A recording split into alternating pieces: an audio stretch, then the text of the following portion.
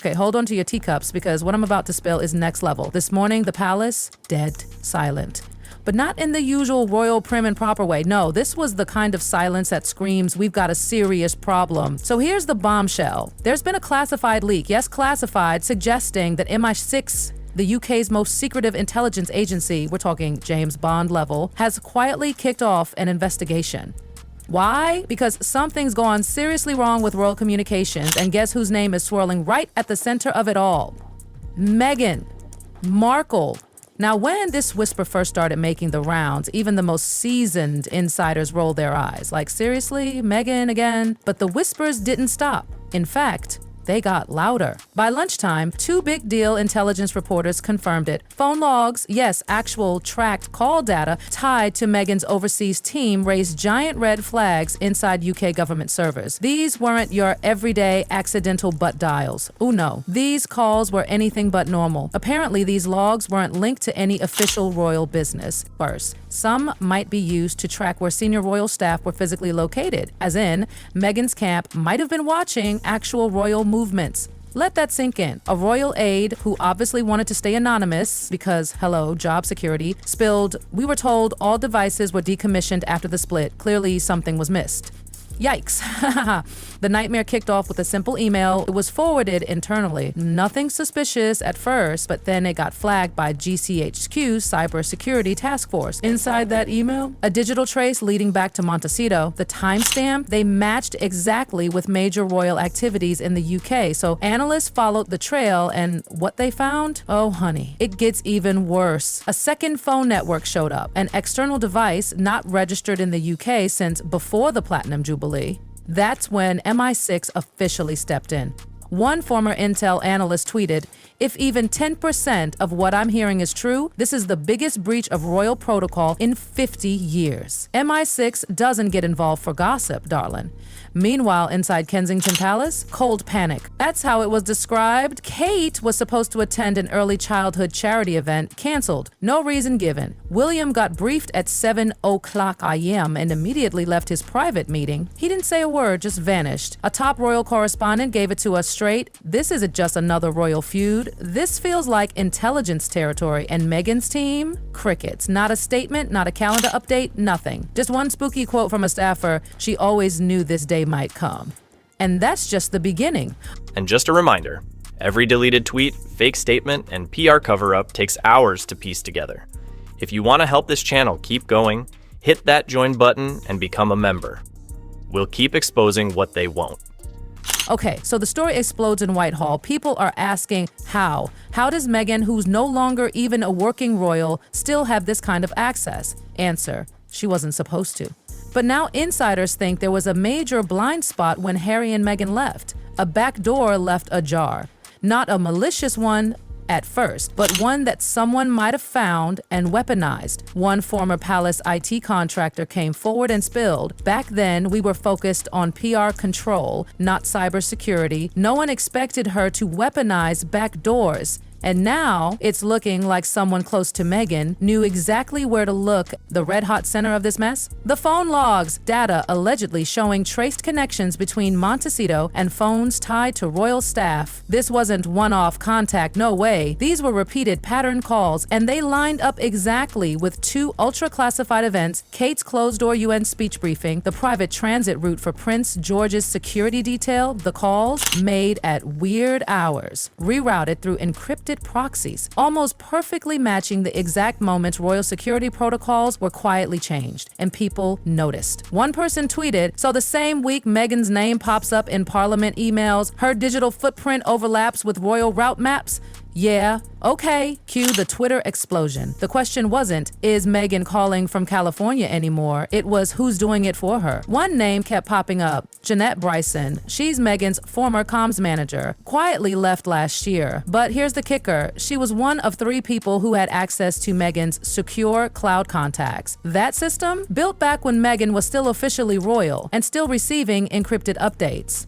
Bison, now allegedly under cyber review. Still, no word from Meghan. And get this, she was supposed to attend a charity event in Beverly Hills. Canceled. Why? Scheduling conflict, they said. But guess what happened that exact day? William met with MI6 advisors, and word is he left that meeting looking shaken. A journalist straight up said if William looked rattled, it's because he's staring down a threat not just to the crown, but to his family's physical safety. And now, the palace feels like it's back in the chaos of the Oprah days. But this time, it's not about reputation. It's about national risk. Here's where things get even darker and the palace can't ignore it anymore. Multiple sources confirm that MI6 has officially compiled something called an exposure matrix.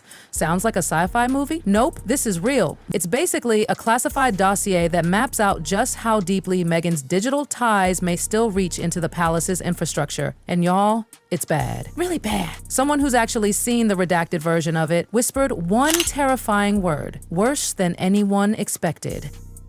There's one part that jumps off the page: indirect proxy access. In simple terms, Meghan's team might have used burner phones, encrypted apps, or messaging platforms through third parties who used to work in or around the palace. These weren't your average internet trolls or hackers. No, sweetie. These were people with clearance, people with history, people with motive. A palace insider summed it up with pure chills. It wasn't a breach from the outside. It was an echo from the inside, a ghost in the system. And that ghost may have done more than just peek at info. One specific incident has everybody sweating. Remember earlier this spring when Princess Charlotte's school pickup route suddenly changed at the last minute? At the time, everyone thought it was a minor security tweak. Well, forensic digital teams found a text message sent just hours before that change from a device linked to Meghan's inner circle. The message was subtle, just a little. You should really be extra cautious today. Things feel off. Harmless? Maybe, except it was sent to a number previously registered to a royal aide.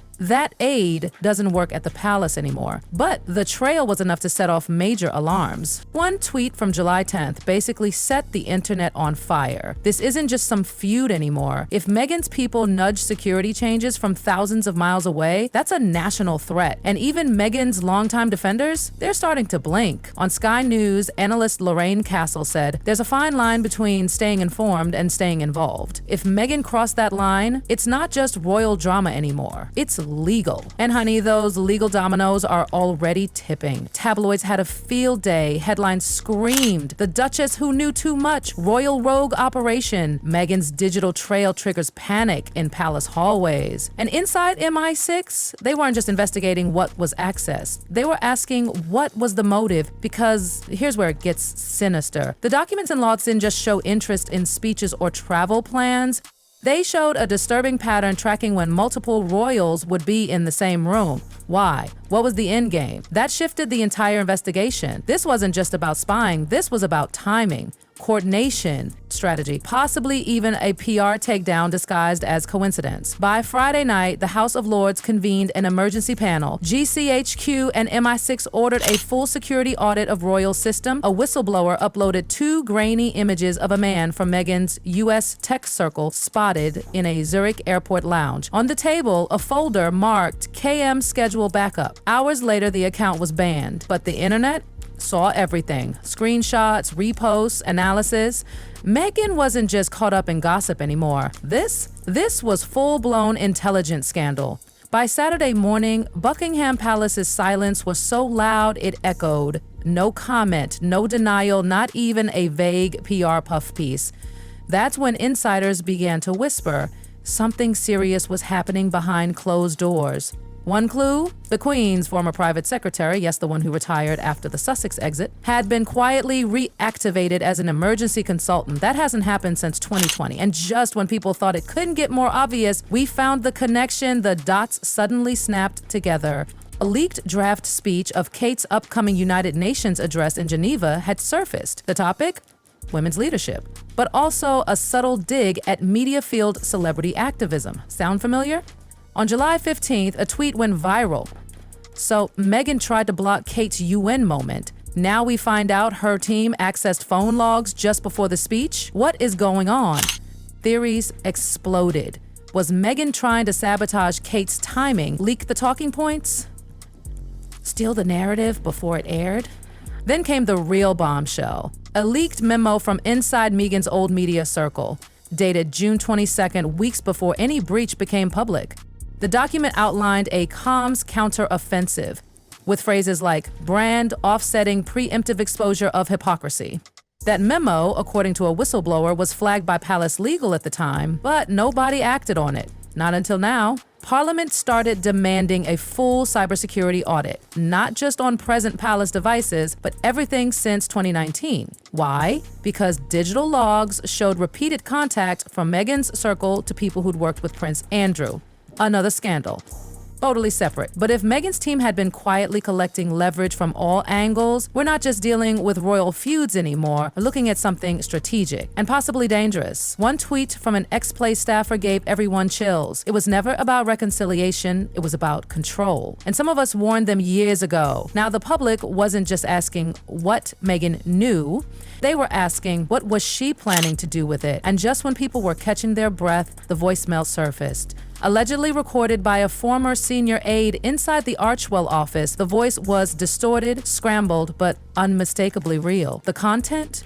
If we time it right, it won't look like interference, just like we're concerned citizens, but it still gets the message to the right inbox before Kate speaks. It didn't say UN, it didn't say press leak, but the date matched the exact week before Kate's 2024 Global Health keynote, the same event that was mysteriously hit with media controversy over paperwork. Coincidence? No one believed that anymore. Even Meghan's staunchest defenders began backing away, and then came the tweet that made everyone's stomach drop. From @UK Intel Watchdog, we have officially confirmed the involvement of an internal cyber task force. MI6 has jurisdiction. But when cybercrime touches royal infrastructure, that's when the gloves come off. A royal reporter summed it up perfectly. We thought we were watching a soap opera. Turns out we were watching an infiltration. By July 18th, Westminster was in full lockdown mode. Not the sirens and barricades kind. The type where hallways are quiet, emails disappear, and no one says a word unless they're cleared. Parliament still hadn't issued a public statement, but Kensington Palace did. Just one icy line sent to select press outlets. Any breach of internal communication protocols affecting senior royal family members is being treated with utmost seriousness. The same morning, The Times dropped a damning expose titled Cyber Penetration of Royal Lines, What Meghan's Team Allegedly Accessed. The article listed it all. Internal family schedules, staff relocation memos, drafts of Kate's speeches, even one encrypted document detailing Princess Charlotte's school itinerary. Opened, copied, but thankfully not distributed, but still, it had been seen. A royal commentator on Twitter put it bluntly, at what point do we stop calling this drama and start calling it a violation? Then the twist no one could have seen coming. The entry point of the digital breach was traced to an Archwell Foundation consultant who had previously worked with a UK-based NGO. This consultant had remote access to multiple systems. Meghan didn't log in herself, but her team's communications allegedly triggered the access.